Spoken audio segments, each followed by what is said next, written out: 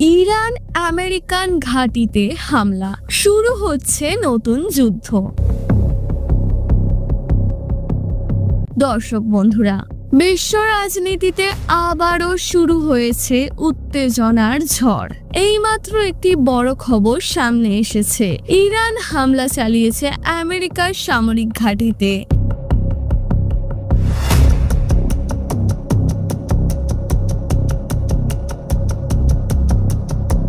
এই হামলার পরিপ্রেক্ষিতে গোটা পৃথিবী এখন নতুন করে যুদ্ধের আতঙ্কে কাঁপছে। এই ভিডিওতে আমরা বিশ্লেষণ করব কেন এই হামলা হলো, কি প্রতিক্রিয়া জানিয়েছে আমেরিকা এবং এর ভবিষ্যৎ পরিণতি কি হতে পারে। চলুন শুরু করা যাক। সাম্প্রতিক সূত্র অনুযায়ী ইরান তার ক্ষেপণাস্ত্র ব্যবহার করে ইরাকের একটি আমেরিকান সামরিক ঘাঁটিতে আঘাত হানে।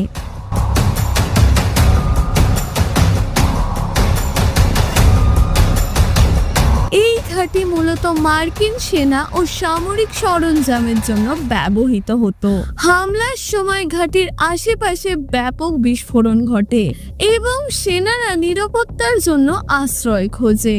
এই হামলার ভিডিও ফুটেজ ইতিমধ্যে ভাইরাল হয়ে গেছে, যেখানে দেখা যাচ্ছে সেনারা আমেরিকার পতাকা আকৃতির প্ল্যাটফর্ম থেকে দৌড়ে পালাচ্ছে, আকাশে উড়ছে ক্ষেপণাস্ত্র আর চারপাশে আগুন। এখন প্রশ্ন উঠছে, ইরান কেন এমন একটি আক্রমণ করলো? মূলত দুটি কারণ সামনে এসেছে। প্রথমত, সম্প্রতি ইসরায়েল এবং আমেরিকার যৌথ অভিযান ইরানের প্রক্সি গ্রুপগুলোর উপর চালানো হয়েছিল। দ্বিতীয়ত, আমেরিকা ইরানের গুরুত্বপূর্ণ কমান্ডারদের লক্ষ্য করে ড্রোন হামলা চালিয়েছিল।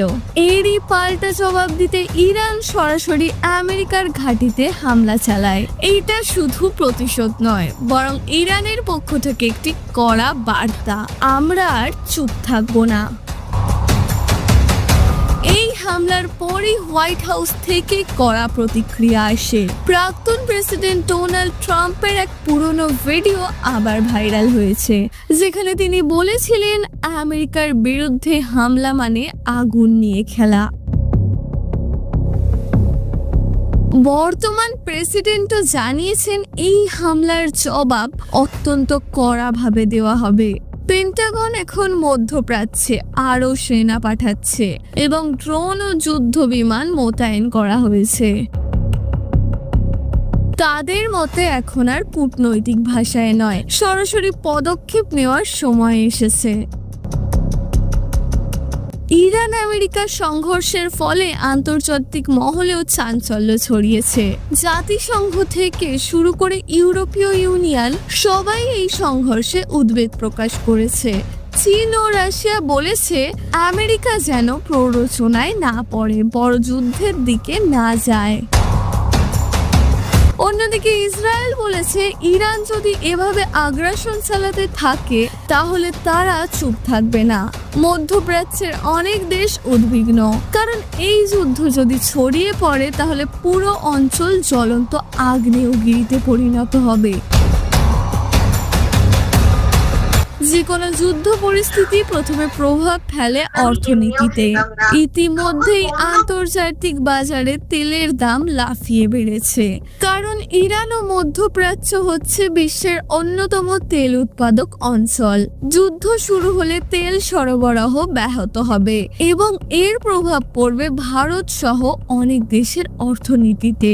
শেয়ার বাজারেও তার প্রভাব দেখা যাচ্ছে। বিশ্বজুড়ে বিনিয়োগকারীদের মধ্যে আতঙ্ক ছড়িয়ে পড়েছে। বিশ্লেষকরা বলছেন পরিস্থিতি এখন খুবই টানটান। একটা ভুল সিদ্ধান্ত, একটা ভুল বোঝাবুঝি, এটাই হয়তো শুরু করে দেবে একটি বড় যুদ্ধ। ইরান যদি আর একবার হামলা চালায় তাহলে আমেরিকা সরাসরি আক্রমণ করতে পারে তেহরানে।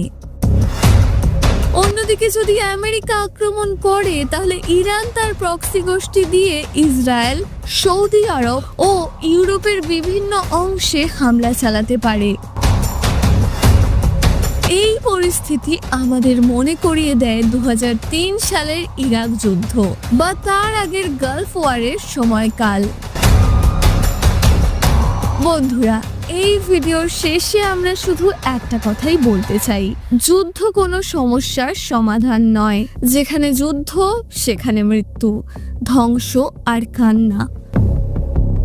ইরান ও আমেরিকার এই দ্বন্দ্ব কূটনৈতিকভাবে সমাধান হওয়া উচিত। আসুন আমরা সবাই শান্তির পক্ষে কথা বলি, যুদ্ধ নয়। আপনার গুরুত্বপূর্ণ মতামত কমেন্টে জানাতে ভুলবেন না। এই ভিডিওটি যদি ভালো লেগে থাকে তাহলে লাইক করুন, শেয়ার করুন এবং আমাদের চ্যানেলটিকে সাবস্ক্রাইব করে পাশে থাকুন। ধন্যবাদ।